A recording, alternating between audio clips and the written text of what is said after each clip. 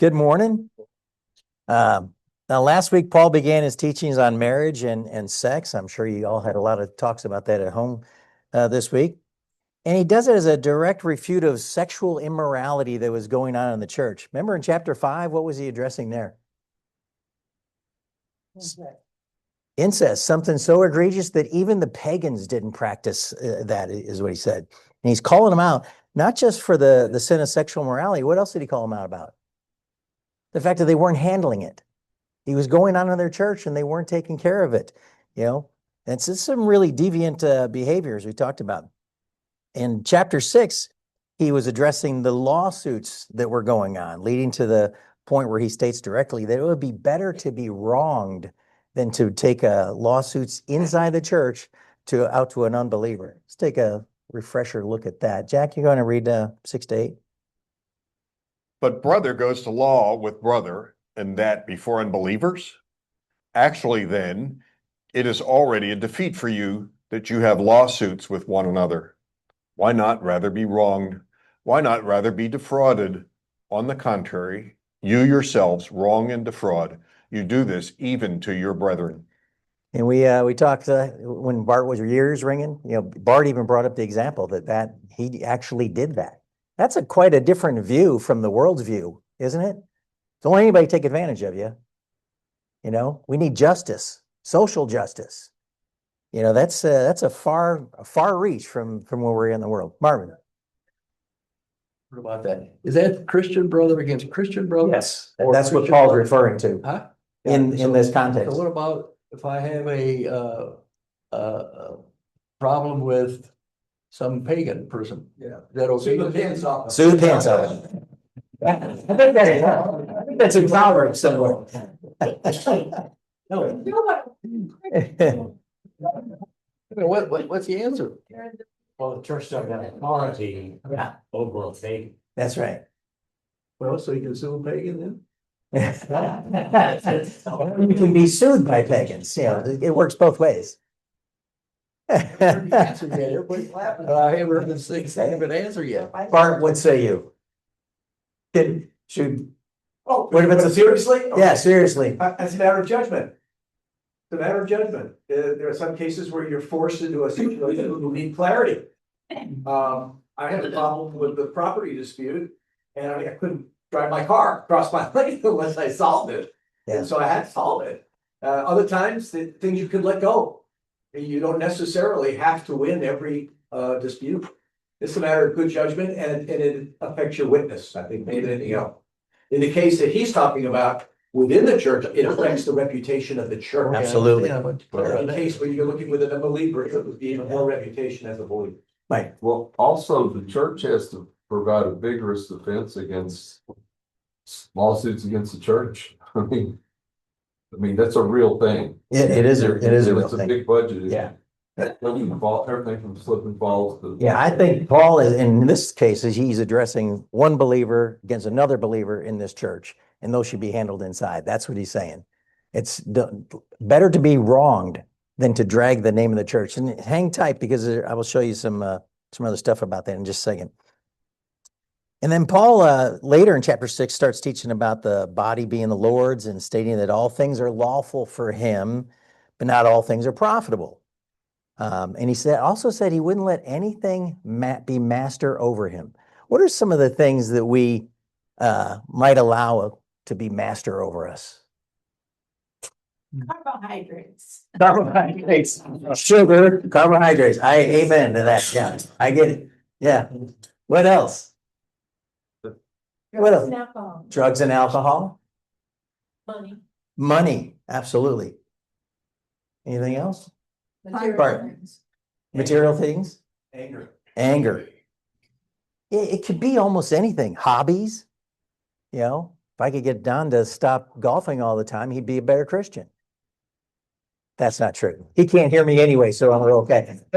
His hearing aid is up. Food, children, work, any of those things. What's another word when he's talking about being mastered over? What's another word we might use for that? Idols. Yeah, hobbies, absolutely. It's interesting, and I've said this before, We have the ability to be idol factories on anything. Even stuff that starts off real good, you have good intentions and it seems innocent and everything else, but you can quickly make an idol out of just about anything. And Paul kind of warns us about this. He says, not all things are profitable for me. All things, I can do all things, I'm free to, but they're not all profitable. And we need to be smart enough to recognize what those are. And Paul goes on to talk about the body being the Lord's. He addresses the body as not for immorality, but for the Lord, and the Lord is for the body. Let's look at these verses 15 to 18, Jack. Do you not know that your bodies are members of Christ? Shall I then take away the members of Christ and make them members of a prostitute? May it never be. Or do you not know that the one who joins himself to a prostitute is one body with her? For he says, the two shall become one flesh. But the one who joins himself to the Lord is one spirit with him. Flee immorality. We talked last week, the flee immorality, it has the context of like flee, like you're running out of a burning building, that kind of flee. Don't hang around. Don't let temptation, come calling on you again. And you see some of this in some of the 12-step programs. What's some of the, I've lost friends from years ago that went into a 12-step program. They're sober now. That's great. But one of the things that's in there, don't go back.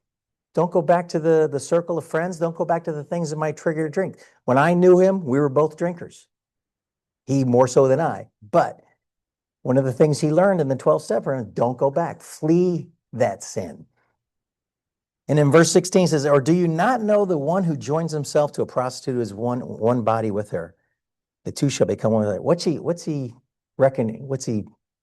recognizing there? Well, God's plan for marriage, for one. In Genesis 2, it says the two will become one flesh. And to create that scenario with a prostitute is just wrong. That's sexual morality at its worst. Well, maybe not the worst, second worst, to sleeping with your father's wife. But he's reminding them they only are to be one flesh in marriage. That's a great segue into his teachings about sex and marriage in chapter 7, which we just got started last week. Jack, read verse 4. Did I give you that or no? No. Yeah, I'll read it. The wife does not have authority over her own body, but the husband does. And likewise, also the husband does not have authority over his own body. His wife does. Paul's applying this partnership principle in marriage to a couple's sex life. God's design, again, is seen as heterosexual and monogamous. Marriage is a relationship in which we seek to honor and serve our mate as well. And this would have been, this really would have been some, how do I put this? It would have been awkward teaching in the Corinth area that my body is my wife's and my wife's body is mine. What are you talking about? That would have been a harsh teaching for them. But this mutual service to one another is grounded and rooted in biblical principle about one flesh, the union between a man and a woman. And the reciprocal nature of it is what is probably, which Paul is advocating. And this would have been shocking in his day. No one's ever probably heard a teaching like this in Corinth, certainly in Corinth at this time. And Paul makes one allowance for couples to refrain from sexual activity for a limited time. What was that? For prayer. All right. How many people use the prayer excuse this week? Anyone? Really? No one? Patsy tried it on me. I said, hey, I did not agree to that. Paul says we both have to agree to it to do it. So we move on in chapter 7. And we're going to be starting in verses 7 through 11. Jack, I'll let you read that. Yet I wish that all men were even as I myself am. However, each man has his own gift from God, one in this manner and another in that. But I say to the unmarried and to the widows that it is good for them to be, if they remain even as I. But if they do not have self-control, let them marry, for it is better to marry than to burn with passion. But to the married I give instructions, not I, but the Lord, that the wife should not leave her husband, But if she does leave, she must remain unmarried or else be reconciled to her husband, and that the husband should not divorce his wife. Now, in that first section there, Paul is talking about being gifted from God. Paul knew that singleness was good for him. He would not impose that on anyone. He's not commanding anybody you should be single, not by any stretch. The important thing is what gift one is given from God. Sometimes we adopt the grass is greener principle. If you're single, it looks greener when people are married. And if you're married, it looks greener if someone is single. And we can get caught up in that. But each state is a gift from God. Did you ever stop to think about that? That singleness or marriage is a gift from God? I didn't think about it. It's the same exact words when we get later in chapter 12, when he starts talking about spiritual gifts. It's the same words that he's using there. Singleness or marriage is a gift. And Paul recognizes that some are gifted for marriage. How do you know if you're gifted for marriage? I think I'm gifted for marriage, but Patsy probably not so much. How do you know? How do you know if you're gifted for marriage? You want to stay in or do you want to get out? If you're married, you're getting involved. Yeah, if you're married, you're in too deep, so forget about it. Well, Paul is, well, for singleness, for sure. Do you have a heart's desire just to serve the Lord? Then you should stay single. That's what he's saying. But he seems to be saying that if you're burning with passion, as he says in verse 9 there, that you probably need to be married. Celibacy is not going to be a good thing from you. We'll get into all the different things that God says about that in a minute. But make sure you know one thing. We are not gifted for sexual immorality. And Paul's trying to drive that point home. The married must live faithfully with their spouse, and the unmarried must live celibate. Alvin. I don't think that you can look at this apart from the fact that when we accept Jesus Christ as Lord, we become his slaves. In that regard, who we are to Jesus Christ is a higher obligation than who we are to each other. And therefore, when you look at this, singleness is a secondary issue to, okay, I am his slave or his servant. That's right. And he's the one that calls the shots, and he's the one that tells me what my role should be. Yeah, hang on to that thought, because if you don't include that, then quite frankly, it just seems to be authoritarian. Yeah.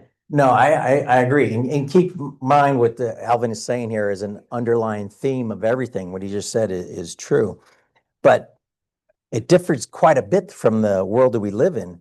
In fact, if you're in your 20s and you're still a virgin in today's world, you're considered a bit of a freak. Think about that. For not indulging your desires outside of marriage. And Paul is saying the exact opposite here. And you'll see as we get further in, he gets more and more into this. You ever heard the phrase, what's your body count? Do you know what that means? Yeah. How many people have you had sex with? You go on a date with somebody, you might ask them, what's your body count? Wow. It's called what's your body count? That's what a lot of single people that are engaged in sexual immorality, they ask one another when they're getting ready to hook up. Because heaven forbid you hooked up with someone, who had 100 partners before you. Okay. And that goes on. It's frightening. It tells you everything you need to know about the culture today. They would laugh at this. Remember Tim Tebow?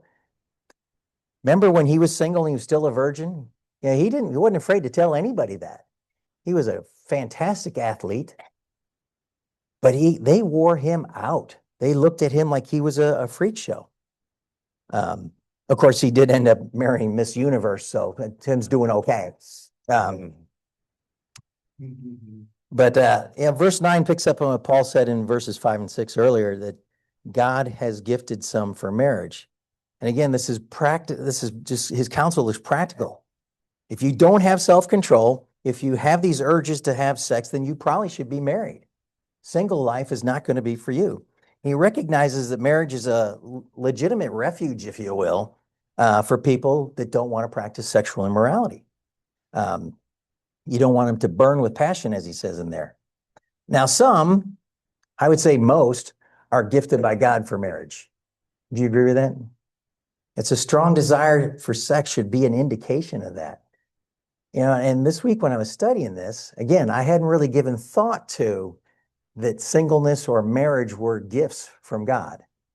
And I got to thinking of a family member, and I asked him one time, I think I shared this with you before, how's marriage treating you? I hate it. Yeah. And this last time we saw him, talked about the things that he's conceded in his marriage that aren't him. He doesn't want to do that.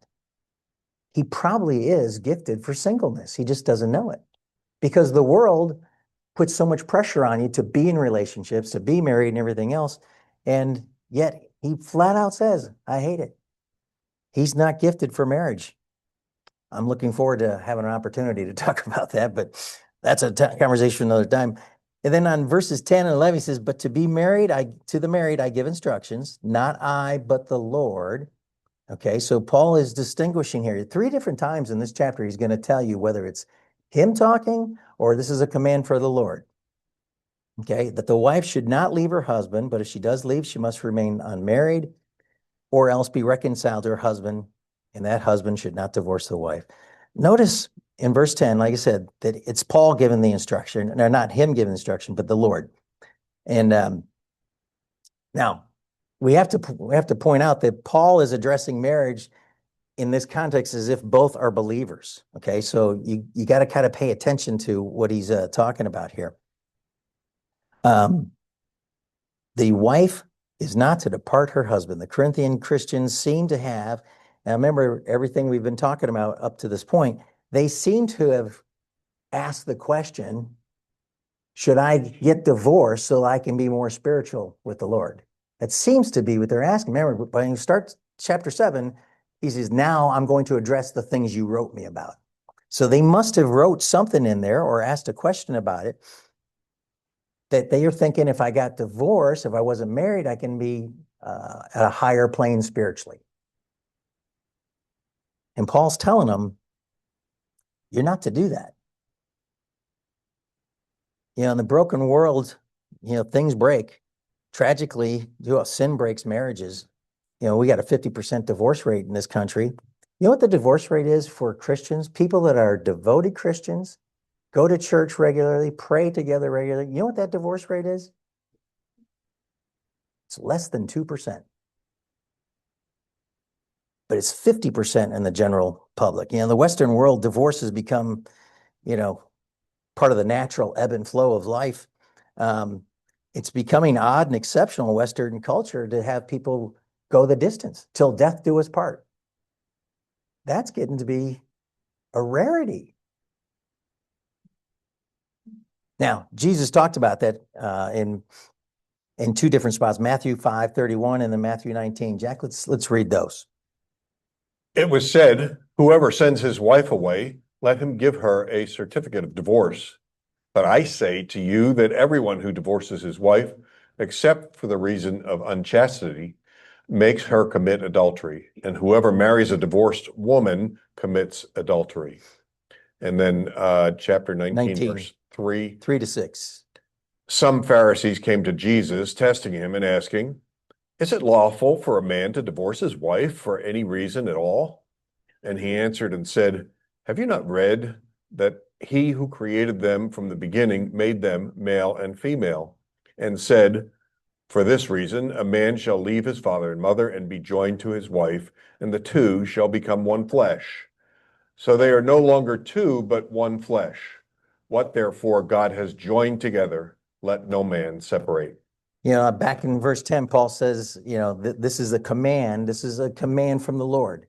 That's red letter stuff there. Jesus is talking about marriage and divorce. And this connects 2 specific grounds under which God will recognize divorce. 1, sexual immorality. That's grounds for divorce. And the other is if a believing partner is deserted by an unbelieving spouse. Those are the reasons. Yeah, it's funny. My sweet mother, who's in a nursing home right now, has been divorced twice for those exact reasons. And she never dated again, never married. She did anything with the second one. She knew that that was what God had commanded. If you're going to divorce someone, you're not to be remarried to another.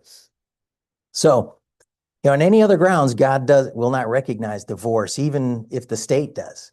We seem to be hung up in this world on what laws there are. Now, I don't care what laws we pass. Marriage is what God defined it to be. Just because something's legal doesn't mean that it's right. So if God does not recognize divorce, then the individual is not free to marry. And they can only be reconciled to their former spouse. Now, there's several points to highlight in there. I'll just put this up on the screen.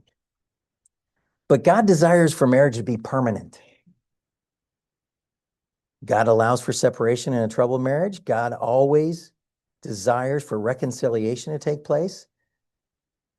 It's like when we were talking about the guy who was sinning by sleeping with his father's wife. Remember, we did a whole thing about reconciliation.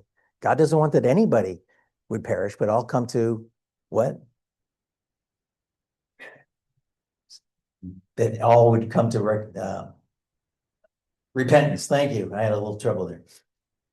And divorce and remarriage among believers, except for sexual unfaithfulness, is wrong and sinful according to God. And even when there is sexual unfaithfulness in a believing marriage, God's desire is for reconciliation and restoration. And I said it, talked about Mom. She did that several times. So that's kind of strange sounding words for a culture that trivialized conventional nature of marriage and the things that were going on in Corinth. And these things sound old fashioned. Well, they are. They go all the way back to biblical times. That's how old fashioned they are. As Jesus said in Matthew 19:6, therefore, what God has joined together, let no man separate. There's a permanence to marriage. And then we tend to ignore. Society looks almost expectantly that you've been divorced. I got a neighbor a couple of years ago. They hadn't been neighbors that long, and I'm having a cross the fence conversation with him. And he says to me, how many times have you been married? Not how long have you and Patsy been married? Not have you ever been divorced? How many times have you been married? I said, well, I've been married one time, but I'm guessing you're more than one. That's what I said to him. The expectations of the world is that you've been married more than once. And generally speaking, that seems to be true. Until you come here, come with God's people. How many people in this room have been married 30 years or more? 40 years. Look at all the hands. 50 years. That's a lot of hands. 60? 60. Oh, yeah. How many years have you been married? 62, 63. 63, Pete? 62. Alvin? 64. 64 years. I tell you what, you're not going to walk into any restaurant in Louisville and find that. That's that. When you get your prize, you don't give up. Then you don't give up. You're talking about Rachel or you? I didn't hear you talking about. Marvin. I think I just saw this go across the TV screen, but I think there's a sitcom now. Two people, their first marriage. I mean, that's the title of the show. Does anybody know about that? Oh, it's from Young Sheldon, the brother. Oh, is that what- His yeah. first marriage, Mandy and Georgie's first marriage. Yeah. Is the name of the show. Like there's. Yeah. Okay. It's a lousy show. Next will be the second marriage. But think about that. That's amazing. So what a wonderful witness that this class is in a world that's made a shambles out of marriage. And just when you think it can't get any worse, it seems to. Heck, we can't even define what a woman is anymore in this country. Which is okay. You can still be a Supreme Court justice even if you don't know how to do that. But it's crazy. The world has lost its mind. Remember, I remember when Trump was doing his State of the Union thing. He just looks over all there and goes, these people are crazy. He's not wrong. The world's crazy. Let's go on. Jack, let's read it, verses 12 to 16. But to the rest I say, not the Lord, that if any brother has a wife who is an unbeliever. Hang on and- just a second. Did you notice that? Did you notice what we just said there? But to the rest I say, not the Lord. So this is not a divine command. He's saying, this is what I'm saying. And we'll get to Paul's authority here in a bit. Go ahead. That if any brother has a wife who is an unbeliever and she consents to live with him, he must not divorce her. And a woman who has an unbelieving husband and he consents to live with her, she must not send her husband away. For the unbelieving husband is sanctified through his wife, and the unbelieving wife is sanctified through her believing husband. For otherwise, your children are unclean, but now they are holy.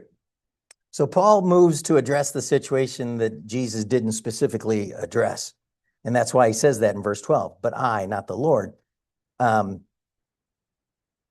you ever known anybody that's been in that situation? No one? No, you're looking at them. Okay.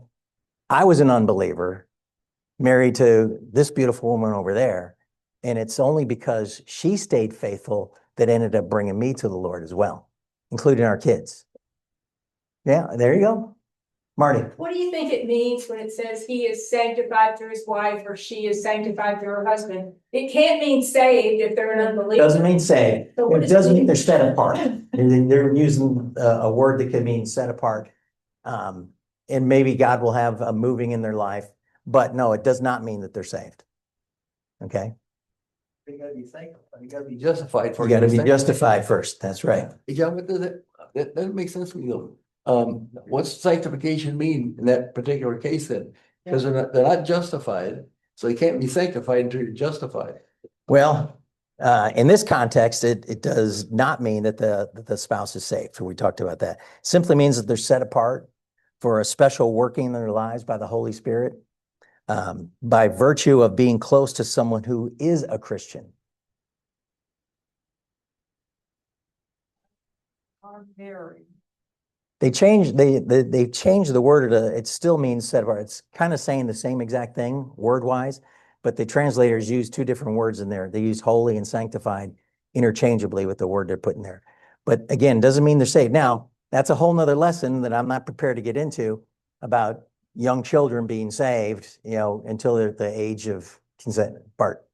Just want to add, the term sanctified, if we think of it as a theological doctrine of sanctification, which is to become more like Christ. Right. Or to become more righteous. And I think that the unbelieving husband in the presence of a believing wife who is faithful, his righteousness level is raised. Which Yeah. is a good influence on him. I That's think right. that's what they're trying to say. Yeah, the fact that that even as an unbeliever, I was willing to be with Patsy and she was a believer. I'm touched by that. It's at some level. Caroline. Like, in response to the subject that just came up, the effect of the wife on the unbelieving husband, 1 Peter 3. Wives in the same way be submissive to their husbands, so that if any of them do not believe the word, they may be won over without words by the behavior of the wife. There you go. Absolutely.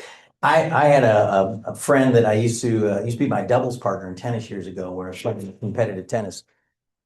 And neither one of us were saved. We were both heathens. In fact, when we played, we used to see who could beat their opponent the fastest so that you could get to the cooler full of beer first. Okay. That's how unsanctified we were. And I lost track with them after a few years. I mean, in probably 4 or 5 years from the time I was playing tennis with them till the time we started coming to this church. And one day we're on a Wednesday night and he sees me at church and I see him and we both point to the other one and go, "What are you doing here?" So we hooked up again and I got to hear his story, how he came to Christ. He went through a painful divorce. His wife walked out on him. And anyway, he gets saved. Well, his wife, his second wife, she was not saved. In fact, she said to him, "I cannot believe I am married to a born again Christian." It kind of ticked her off that they were both happy as heathens. And now that he's a Christian, it kind of made her mad. What do you think happened? No, she's a Christian now. She stayed with him because she saw the way she was being treated and loved by a Christian man that she'd probably never felt before. And just that, it wasn't just preaching and everything else to him. He wasn't doing that. She became a believer because of the way he behaved. She saw Christ through him that she may not have ever come to any other way. It's interesting how God can work out some of those things. So remaining in marriage pleases God. A further blessing in 14 shows the unbelieving husband is made holy by the wife, and the unbelieving wife is holy by her husband. So we've talked about that. Paul teaches that because of the presence of a believing spouse or parent, others in the family are set apart. If it wasn't for us, I know I've got a prodigal. I know a bunch of you got prodigals in your lives, but there wouldn't be any prayers for my prodigal if it wasn't for our family and it wasn't for this class. And I'm counting on the fact that those prayers will be answered in some way. Maybe not the way that I would want to, but they will be answered in some way. And then Paul pivots talking about an unbeliever leaving the marriage to believers in verses 15 and 16. He says, yet if the believing one leaves, let him leave. There you go. That's a quick answer to that one. If the unbeliever leaves the marriage, let him go. That's what Paul is saying here. And the brother or sister are not under bondage in such cases, but God has called us to peace. For how do you know, O wife, whether you will save your husband? How do you know, O husband, whether you will save your wife? Paul's pretty clear about this. If the unbeliever is willing to stay, okay, you should stay. Okay. And we've talked about reasons why. But if the unbeliever is going to walk, let him walk. Don't fight for that. I saw a quote from William Barclay. Anybody know who William Barclay is? He's an old dead guy now. Scottish author and theologian. He said this. Jack, can you read that? Tragically, much of the early church did not heed God's word to keep marriages together as much as possible when married to unbelievers. One of the great heathen complaints against the early Christians was that Christianity broke up families. One of the first charges brought against Christians was, quote, tampering with domestic relationships. That's a rough start. And I'd certainly say that, Paul is trying to cut that off in Corinth and make that so that's not the case. That's why he's telling people to stay together. If the unbeliever is willing to stay, you need to stay as well. Jack, let's go to 17 to 20. Only as the Lord has assigned to each one, as God has called each, in this manner let him walk, and so I direct in all the churches. Was any man called when he was already circumcised? He is not to become uncircumcised. Has anyone been called in uncircumcision? He's not to become circumcised.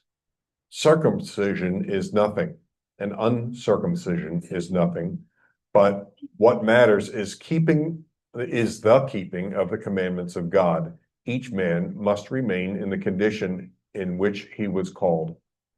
Now, that's a whole lot of circumcisions and uncircumcisions. But let's see if we can just simplify this point. Paul is saying that if you were circumcised and became a Christian, fine. If you were not circumcised and became a Christian, that's also fine. Those things do not matter. Remember we got in this whole thing in Romans? How was Abraham justified? By faith. How long was it before those words were spoken in the time he actually did get circumcised? It's like 15 years. Okay, so Paul is just saying, hey, don't worry about those things. Those things don't matter. Your spiritual standing with God matters more than your social status, your background, or your outward condition.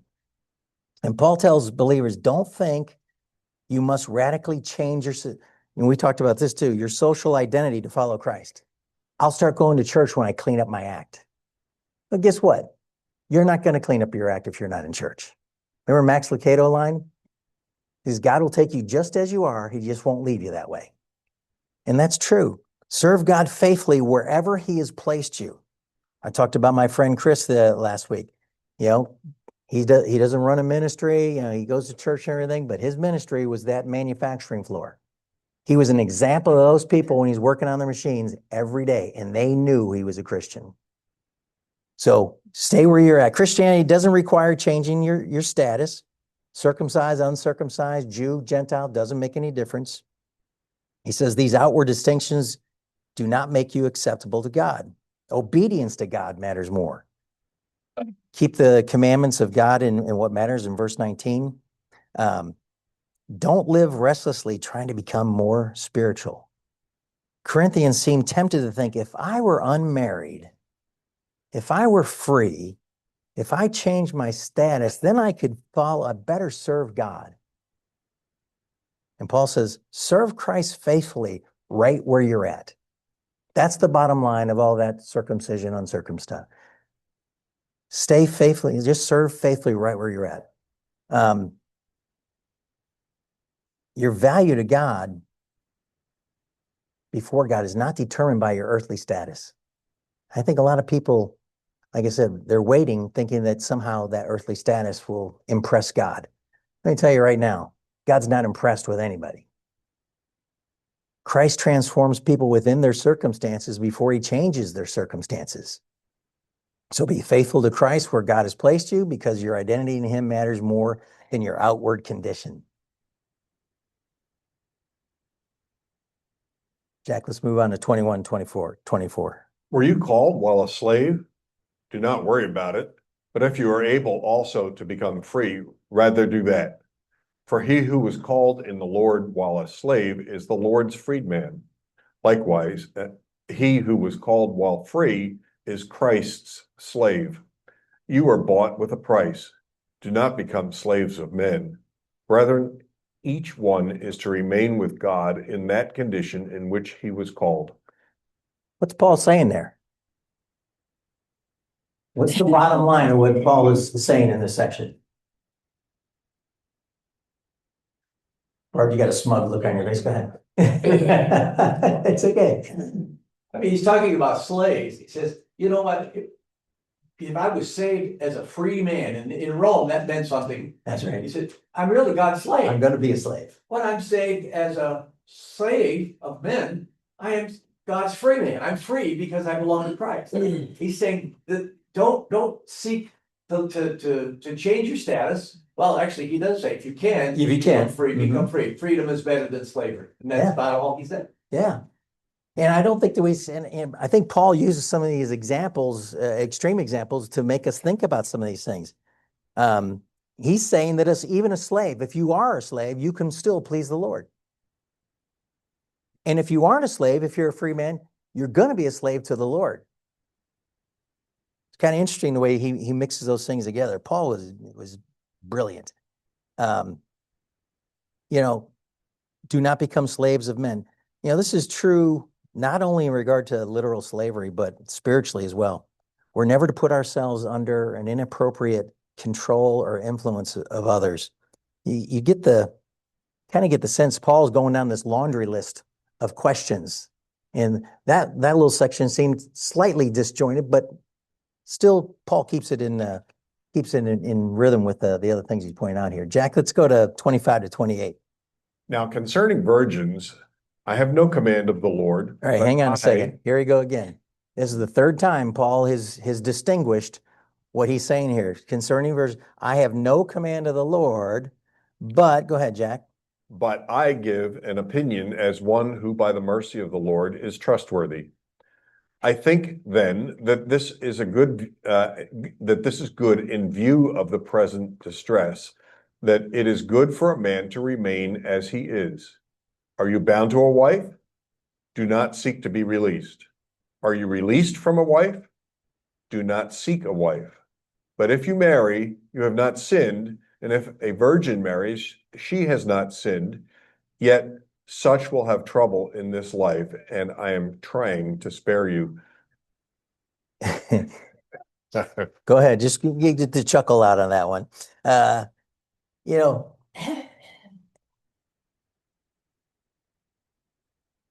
Verse 26, I think then this is good in view. Now, first of all, in the previous verse there, he says, I have an opinion as one by the mercy of the Lord is trustworthy. Why do you think Paul goes out of his way to make this point? Remember chapter 1? Paul was kind of looked down upon by a lot of the people in the Corinth church. I follow Apollos. I follow Cephas. I follow Paul. They were kind of taking away his authority right before his eyes. And he was hearing these reports back from Chloe's family. This was going on. So I think that's why Paul sometimes makes these distinctions. I give an opinion as one who by the mercy of the Lord is trustworthy. So he's reminding them, this may not have been an exact command from Jesus, but I am trustworthy.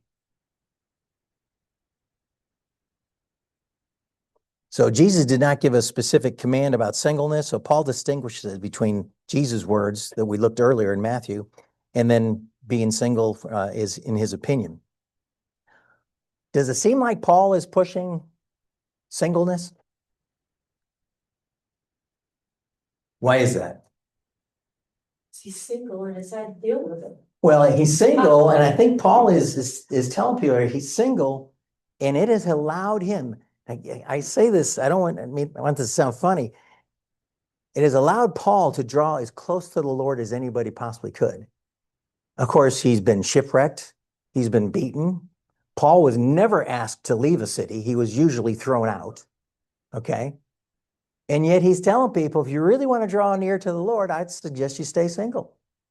Unless, remember back when he said, unless you have these desires for you have sexual desires you can't control, you should get married. Bart. He also says, in view of the present state of the world, remember, in Paul's day, they were expecting Jesus to come back any day because things were really bad. Oh yeah. Yeah, we're going to get into the next section. That's a great point. But in verse 27, he gives two rhetorical questions here.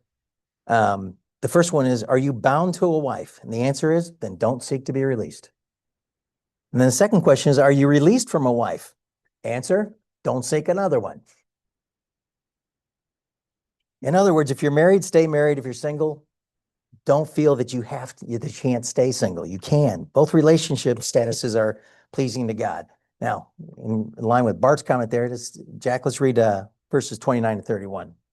But this I say, brethren, the time has been shortened, so that from now on those who have wives should be as though they had none, and those who weep as though they did not weep, and those who rejoice as though they did not rejoice, and those who buy as though they did not possess, and those who use the world as they did not make full use of it.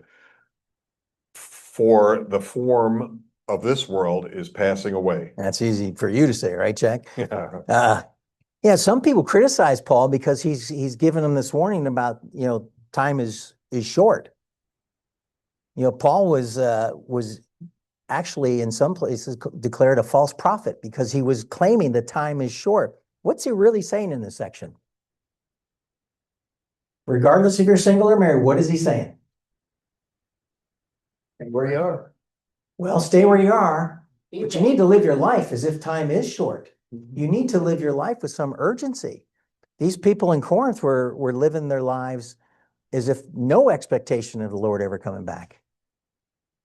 And now 2,000 years later, those words still ring true. Jesus told us in Matthew 24, therefore you must also be ready, for the Son of Man is coming at an hour you do not expect. Live with some urgency, some expectation that the Lord is coming, and I don't know when.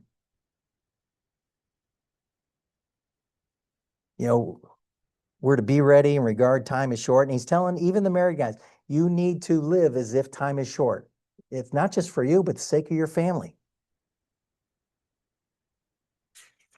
Even those whose wives have should be as though they have none. What does Paul mean by that? Even those who have wives should be as though they have none. He's talking about that urgency again. Okay? And Paul? Advice to the man, no. Act like your wife isn't there. Well, I think what he's saying is if you were single, you would have a sense of urgency that you may not have had otherwise. But he's telling the married guy, you need to, for the sake of your wife and your family, you need to have this sense of urgency.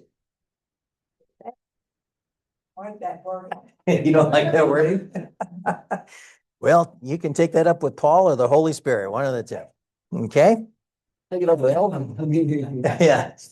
The Lord wants me to have undistracted devotion. Yeah, how's that working out? Okay. Was Paul married before his conversion? Was he married before his conversion? No, I don't think Was he so. married before? Okay, you weren't here last week, were you? Oh, well, we kind of got into this. Well, there's some people that think he may have been. There is some scriptures that might make some references that, not that he was married. That scripture does not say he was married. Okay. But there are some people that believe that he may have been a member of the Sanhedrin. And if you remember the Sanhedrin, you had to be a married man. But it doesn't say that definitively either. Okay, so I'm going to let you draw your own conclusions on it. The only thing we can say with absolute certainty, he's not married since he's converted. That's for sure. Unless she walked out on him after his conversion. I don't know.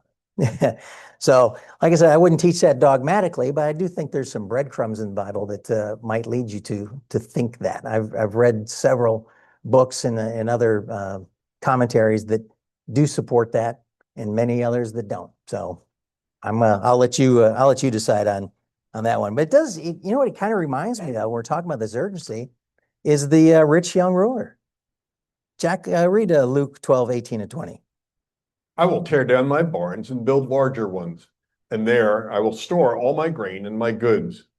And I will say to my soul, Soul, you have many goods laid up for many years to come. Take your ease, eat, drink, and be merry. But God said to him, You fool, this very night your soul is required of you, and now who will own what you have prepared? Do you think people think like that today?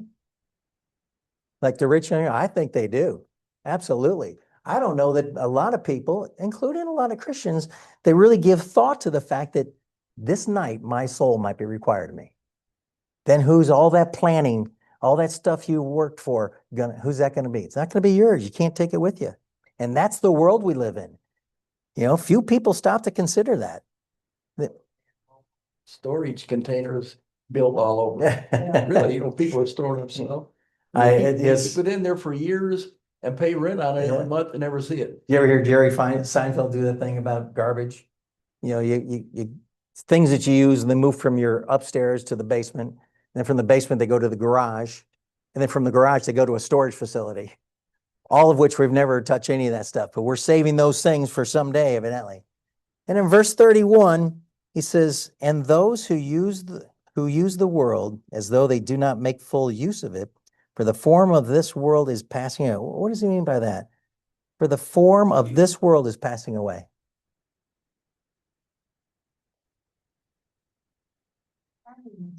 It's coming soon, but believers can't constantly live as if there's always going to be tomorrow. He's challenging them that there is going to be light coming soon. So in this section, he's saying, you know, marriage is temporary, verse 29. Mourning and rejoicing over the things of this world, that's temporary, verse 30. And then possessions of this life are temporary, verse 30 and 31. None of these things are enduring or eternal, and one day they will be gone. And that's why we got to be sure of our proper priorities. And that's what Paul's trying to teach there. If you're a married man, you need to live with a sense of urgency that affects not only you, but your wife and your family as well. Jack, let's do 32-35.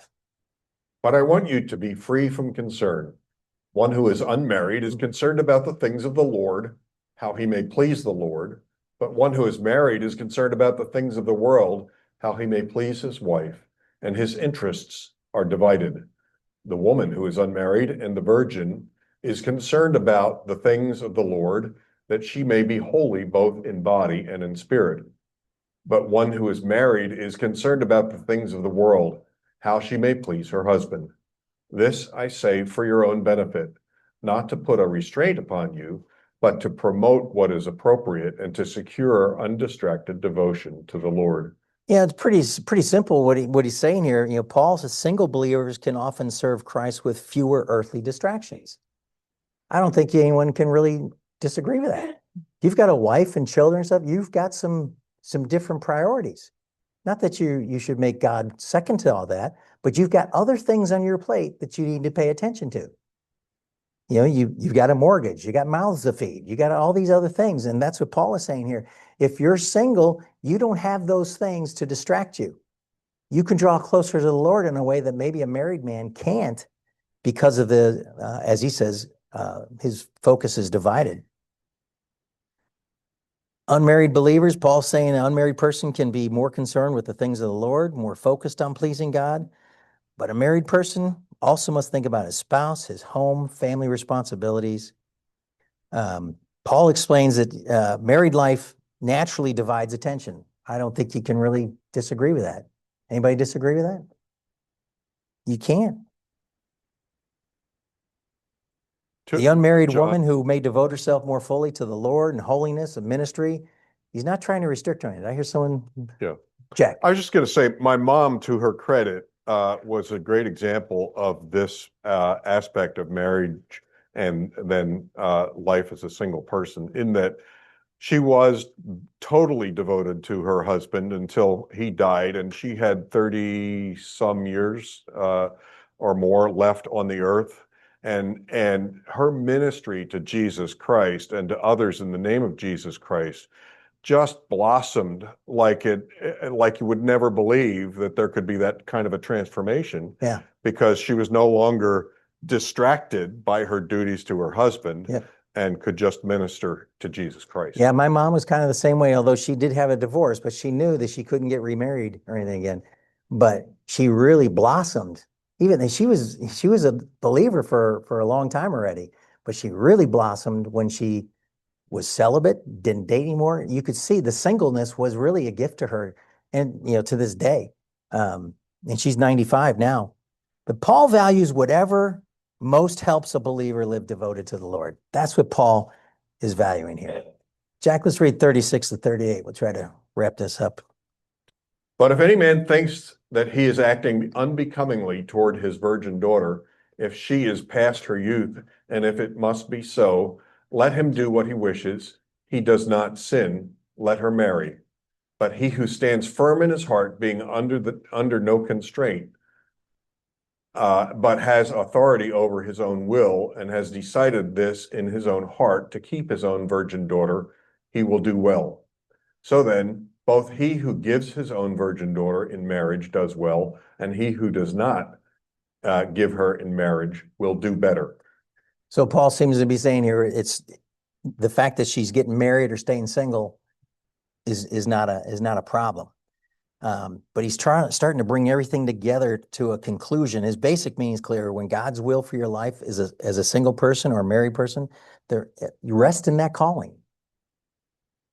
I've got family members that are still single, and they're in their late 30s, pushing 40, and they're distraught that they're not married. And when I was studying this week, I was like, well, maybe your gift is to be single. Maybe there's something else for you. You just, you're not going to find it. You're not going to find it in your job. You're not going to find it at a bar. You're not going to find it anywhere. Maybe that's your calling. But Paul's saying here, both marital statuses are right and they're good. There's practical advantages to being single as well as being married. I think one of the things sometimes is people talk themselves into, I need to be single. And you're not really paying attention. You can get that door. They're not paying attention to what God's calling in their lives might actually be. So Paul is saying, the wind is picking up. It's okay if the virgin decides she doesn't want to pursue marriage. She will be fine either way. All these things are present in terms of one who senses a call to remain single. Paul says they will do well, stay single. And Paul concludes chapter 7.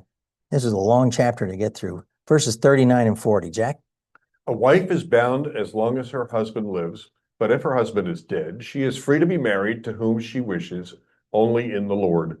But in my opinion, she is happier if she remains as she is, and I think that I also have the Spirit of God.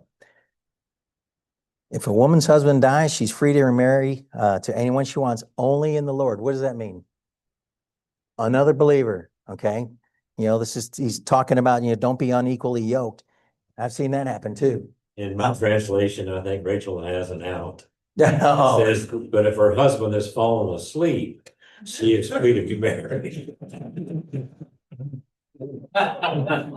There's nothing worse than waking up from a nap and my wife is gone. She took all your stuff.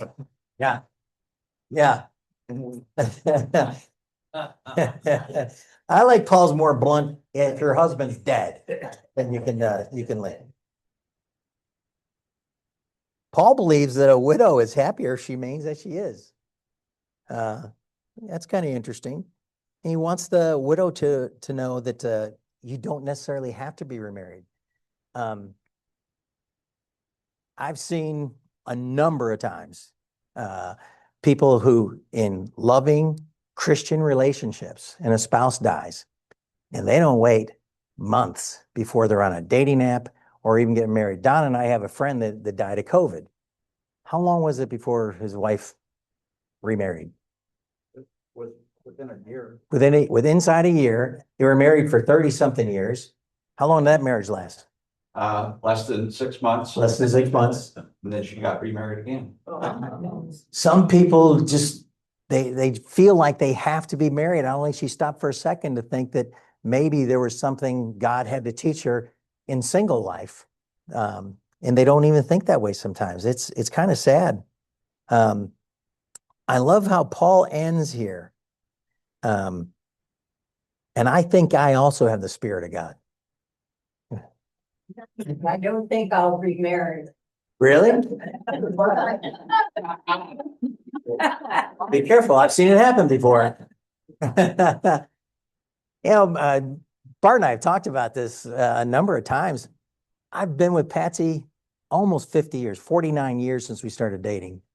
In a week or so, it'll be our 47th wedding anniversary. I can't even fathom in my mind that I want to go date somebody else if she died. I'm of the age now. I'm not 90, but I'm at the point where I'm not so sure that I would want to go down that path again. I got kids and grandkids that take care of. I got a good theory on that. Oh, Anybody that want me, I wouldn't want them.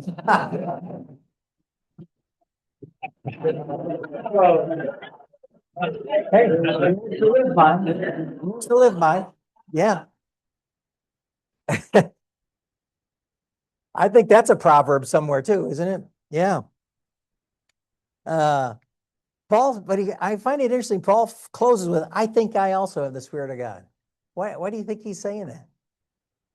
We don't need to hear that from Paul. We already think that. But why does Paul think he has to state that in this section? He has to give a basis for his wisdom because he knows that many people who read it are going to think, well, they know more than he knows.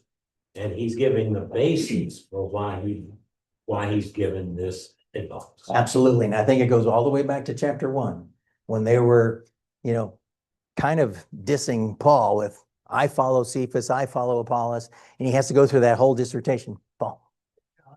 In the spirit of what we're saying, David, we just came back from Florida, so we belong to a church down there, we belong to a small group. And one of the ladies, one of the couples, really wonderful couple, the lady was 69 years old in our group, very active, very healthy, and she had a cerebral hemorrhage and died. Boom, one day, just 2 weeks ago. Yeah. Her funeral was yesterday. But her husband came to our group after she died. See if I can get through this. He said, we started dating in junior high school. She was 69 years old. He said she never held another man's hand. They had 4 or 5 children, 4 children. 16 grandchildren or something. And he said to us, I have no regrets about that, I totally get that. I really, really do. The world has gone crazy. And sometimes when you hear someone say, what's your body count? If I was going to be dating again, if Patsy passed away, that's an easy answer. And that's not something I take lightly, and that's not something I'd be willing to share with another person at this point in my life. I really don't think so. But Paul gives us a great dissertation on what marriage is and how it contrasts with sexual immorality. And we would be wise to look at that and start living like that again in the church. Any questions?